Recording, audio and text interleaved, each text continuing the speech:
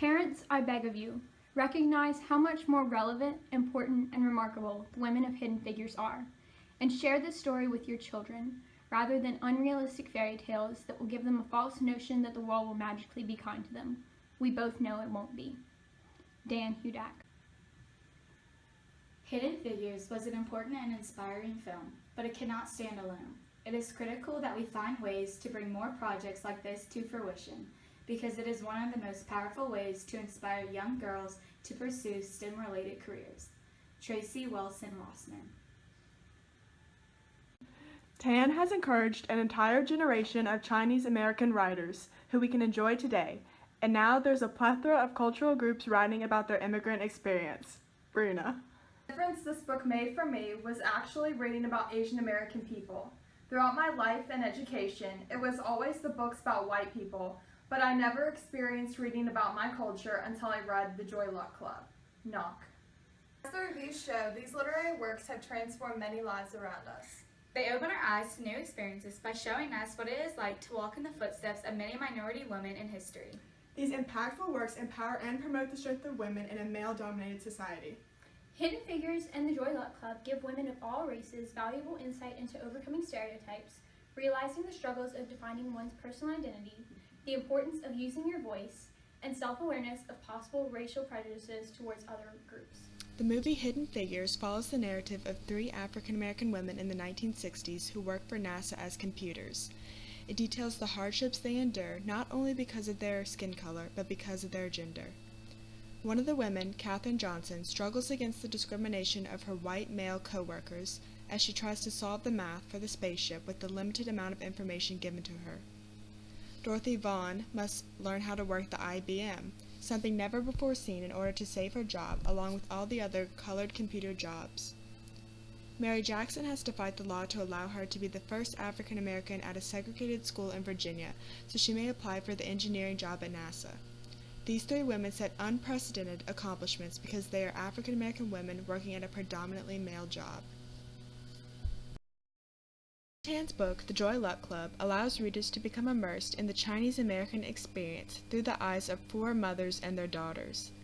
The novel explores different circumstances in each person's life and how their Chinese culture influences their decisions, attitudes, and beliefs.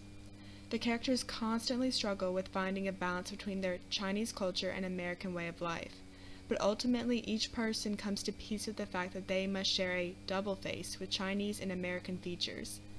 Each section of the book illustrates how a native Chinese mother learns a Chinese lesson, such as the strength of silence, and teaches that lesson to her American-born daughter in hopes of instilling in her daughter the importance of Chinese culture and its appreciation and application to her life.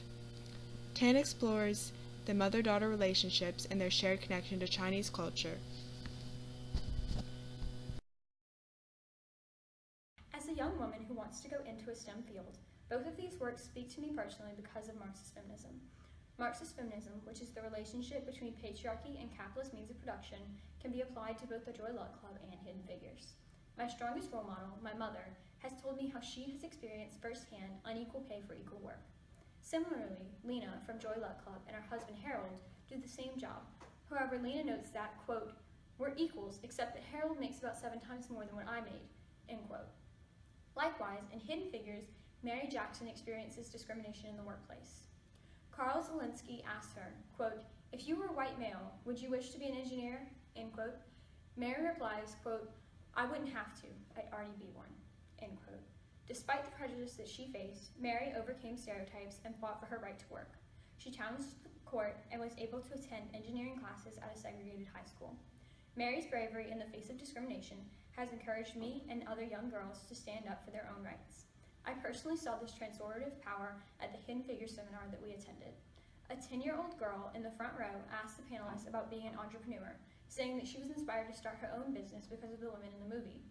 Even at this young age, she knows about the prejudice that women face in the workplace, and she is prepared to overcome this prejudice. I know that I too will probably experience this prejudice, and that I too am prepared to overcome it. Oftentimes, we ask ourselves, who am I? Yet while this question may be simple and nearly universal, the journey to find the answer is far from easy. Every day we struggle to define ourselves and find a balance between our gender, our religion, our race, our culture, and many other things.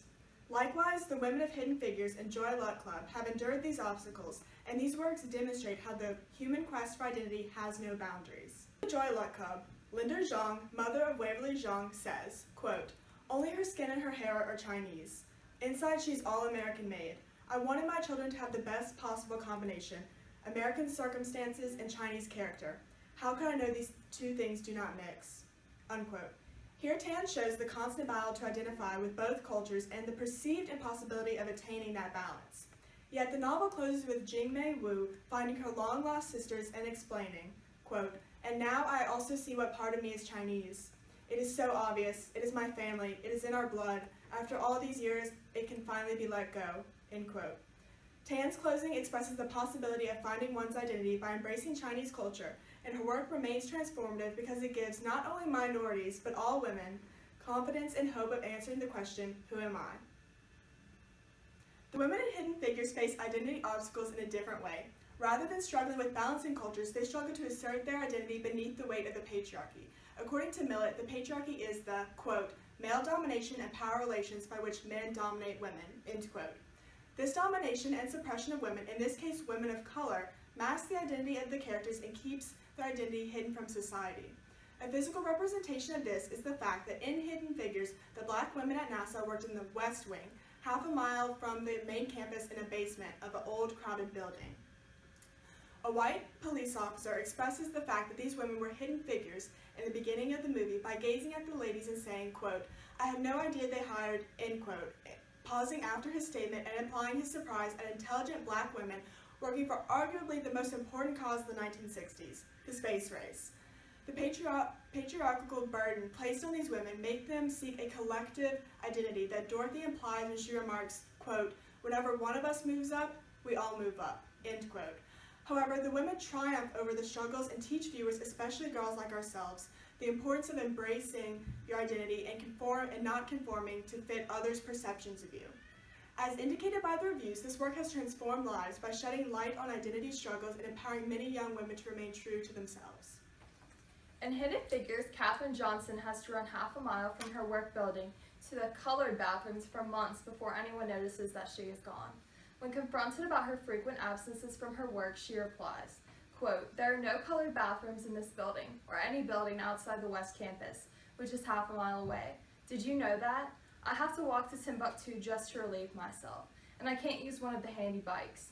Picture that, Mr. Harrison, my uniform, skirt below the knees and my heels, and simple necklace pearls. Well, I don't own any pearls. Lord knows you don't pay the colored enough to afford pearls.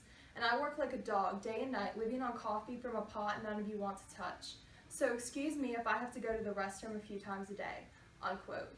Her words could have very well relieved her of her position at NASA, but she was brave enough to stand up for herself in the midst of white men who had never thought about the problems of black women. The men who worked with her benefited from white male privilege, which is the societal privilege identified as white in Western countries, beyond what is commonly experienced by non-white people under the same conditions. These privileges exhibited themselves in many ways throughout the film, especially regarding common everyday experiences. Despite Katherine's defiance of this privilege, her words did make a difference. Mr. Harrison quickly tore down the colored bathroom sign in the colored building at NASA and made sure that there was no separation of bathrooms from that moment forward. Katherine's words made a noticeable impact on the lives of many who worked at NASA, not only black people but also whites. By standing up for herself, Katherine began to gain the respect of many of her colleagues, not only for her outspokenness, but for her mathematical ability. Her inspiring example shows how words can translate into actions. The importance of voice has extended past literature and into the lives of seemingly ordinary people. Malala Yousafzai is an example of a young woman who is using her experiences to make a lasting difference on the world around her. As a young girl, she defied the Taliban in Pakistan and demanded that girls be allowed to receive an education. She was shot in the head by a Taliban gunman in 2012, but survived and went on to receive the Nobel Peace Prize. She continues to be an advocate for young women around the world to receive an education, even writing a book about her experiences. While she was targeted because of her beliefs, she continued to maintain that they were relevant and deserved to be heard. The struggle to gain the courage to use one's voice still continues today, but with the examples of women in literature and film who stand up for their beliefs, people are shown that their words can make a difference. This transformative power of literature reinforces the fact that all opinions are relevant, all opinions deserve to be heard, and that no one should be silenced because of their beliefs. It is important to be self-aware and recognize one's own prejudice towards other racial groups. My family has experienced microaggressions firsthand because my uncle is adopted from Korea. According to Solorzano, quote-unquote, microaggressions are subtle insults, verbal, nonverbal, or visual, directed toward people of color, often automatically or unconsciously, end quote. Children are taught a preconceived notion by their parents that families are to look the same. My aunt is always asked by other children when she goes to the playground with her son and now newborn daughter why her children have brown hair while hers is blonde, why her children's skin is much tanner than hers, and while their eyes are much narrower. These subtle but obvious microaggressions are ingrained into the children's behavior because of society's views of how families should look, a uniform group. The theme of self-awareness of prejudices towards racial groups is evident in Hidden Figures, as seen when Dorothy Vaughan is confronted by Miss Mitchell in the bathroom after Dorothy and the other colored computers have surpassed the white computers when they have demonstrated their intelligence and ability when they made the IBM work. Miss Mitchell says, quote-unquote, despite what you think, I don't have anything against y'all, end quote. Dorothy replies with, quote-unquote, I know you probably believe that, end quote. In this instance, Dorothy shows the audience that other racial groups may believe that they do not have prejudice towards another racial group, but that may not be the case. Dorothy and the other colored computers experienced the brunt of the microaggressions during the film, some at the hands of Miss Mitchell, who believed she held no prejudice towards them. This raises self-awareness because we may have prejudice towards others even though we think otherwise. During the past summer in 2016 in Baton Rouge, several riots broke out in regards to white cops shooting an allegedly unarmed black man. These riots aroused the emotional response of people in Baton Rouge, including myself. I had to argue with others on this issue concerning if what the cops did was racially biased or not. Some believe that cops acted out of fear for their lives and were defending themselves and their actions were not racially motivated, while others believed their actions were racially motivated. The national response inspired people to delve into their own prejudices towards other racial groups, specifically African Americans, and their own experiences of racial prejudice towards them. Amy Tan's novel, The Joy Luck Club, displays a different type of prejudice that is not commonly seen. Normally, when we think of discrimination, we think of white Americans and black Americans. However, The Joy Luck Club opens our eyes to racial discrimination against East Asians and East Asian Americans. In the example of Rose and Ted's relationship, Rose's future mother-in-law speaks negatively about Ted's future with Rose. Rose experiences a microaggression from her future mother-in-law when she assured Rose that, quote-unquote, she had nothing whatsoever against minorities. She and her husband, who owned a chain of office supply stores, personally knew many fine people who were Oriental, Spanish, and even black, end quote. The anger Rose feels for being stereotyped for her outward appearance and being incorrectly labeled because of her heritage has an effect on her. She becomes self-aware of the prejudice that her racial group experiences, and readers like ourselves do too. Readers can identify with these characters and the transformative works as both the perpetrators of the discrimination as well as the victims of discrimination. By using feminist and critical race theory, we were able to dissect these works, and our analysis allowed us to show the transformative power of Hidden Figures in the Joy Luck Club. A thorough analysis of the works enlightened us on the struggles of overcoming stereotypes, defining one's personal identity, the importance of using your voice, and self-awareness of possible prejudices towards other racial groups.